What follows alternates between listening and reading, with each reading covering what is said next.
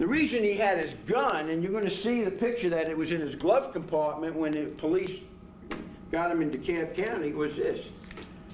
This is the control device that got Connie Mincher into the bedroom. Remember, they told you that the gun was found, it had a bullet in the chamber. It was in the glove compartment when they found it. This is what he got in the house with. He may have walked in, Connie may have been in the bedroom, I don't know.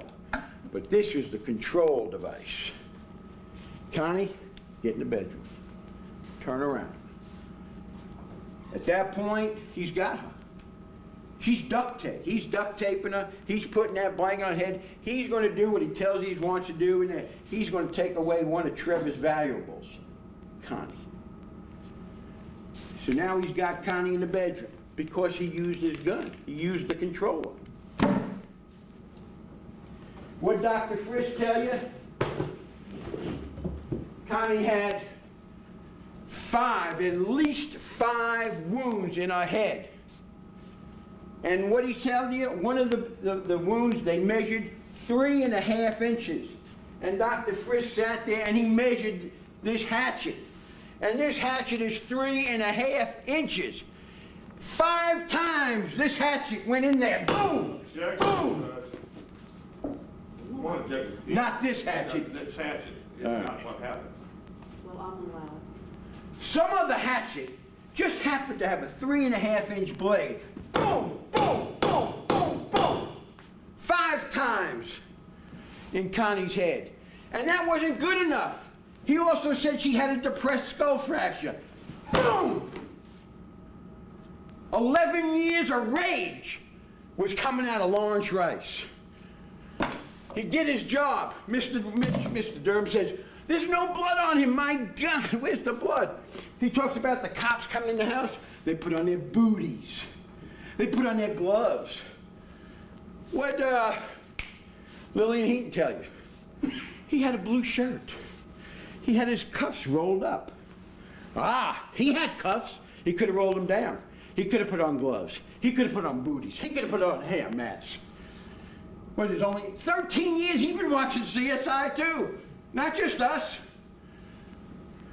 All of a sudden, maybe he's going to leave.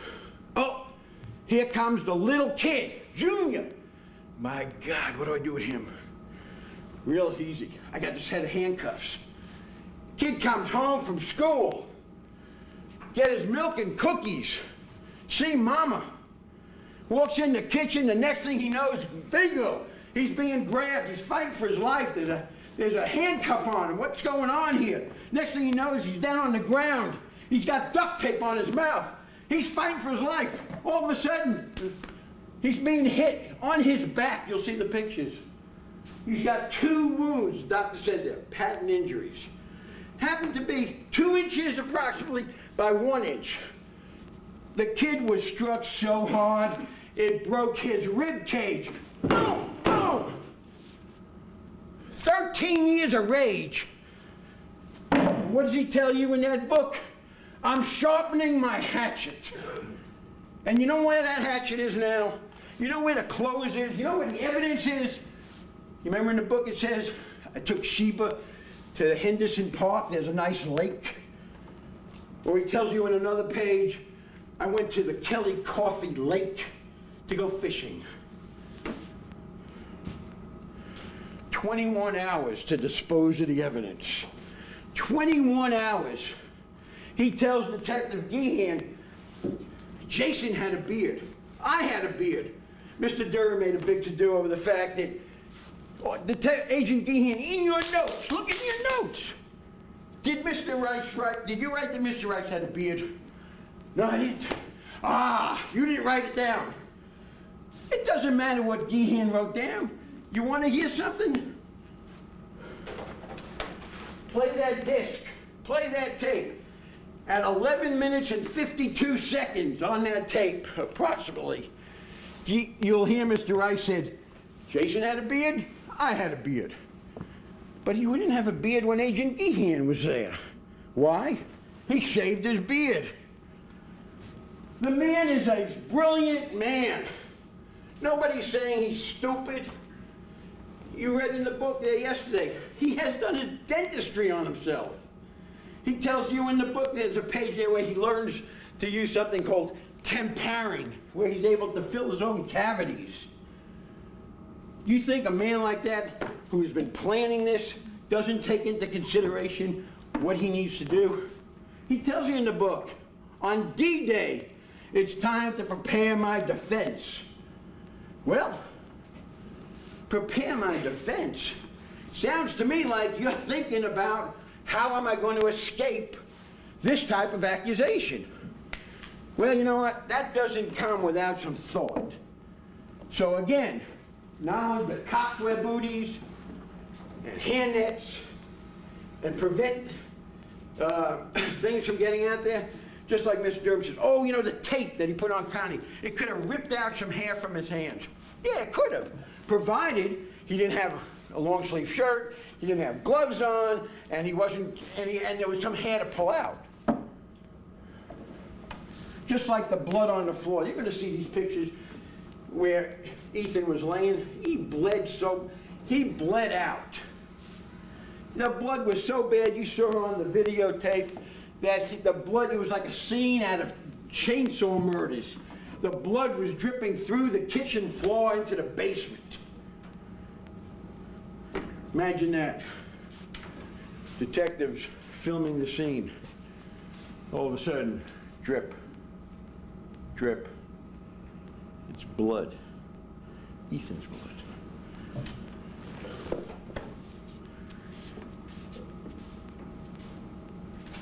Mr. Rice is an incredibly deceptive individual. In the book, you remember, he tells you that he figures out a way to get around working at VTA. He can't get a job, so he figures, you know what? I'll fix it. I can't get a job because if I write down VTA, Videotape Associates, they're going to look for this reference check. And Trevor, that son of a gun that he is, he gave me a bad reference. That's why I can't live. That's why I can't get a job. That's why I can't do anything. So he tells you in the book, I'll omit it. I won't tell anybody about it. This way, nobody will know. I'm smarter than them. I'm much smarter than them. See, that's the problem in this case, folks, with Mr. Rice. He thinks he's smarter than everybody. He really does. And I'm going to tell you why. He tells you on page 57 of the book, he says, let's see here, Larry will never flip burgers at McDonald's, nor will he ever pack boxes at UPS. Then he tells you at page, let me see where it is. Where is it here? I don't want to distort anything. Well, the state doesn't want to not give you all the information.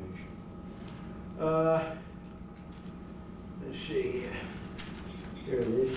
On page 72, he tells you that,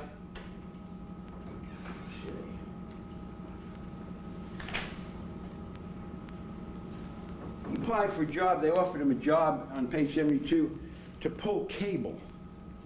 Whatever that means, pull cable. And his response is, the fucking nerve of him to address me as a cable puller. You see, because on page 125 of the book, you're going to see that in Larry's mind, he tells you, broadcast engineering was my lifeblood. It is the only thing I know how to do that would afford me the income necessary to live. I'm not just starting out. I worked in the industry all my adult life before coming to Georgia. And like everyone else, I developed a lifestyle and financial responsibilities commensurate with my income earning ability. What am I to do now? Just say, live and begin all over again? For Christ's sakes, I'm 53 years old. Starting over at 53, Barring a lottery win, I would just be spinning my wheels into being a burden to society. I simply don't know how to beg, never will, never did, never will.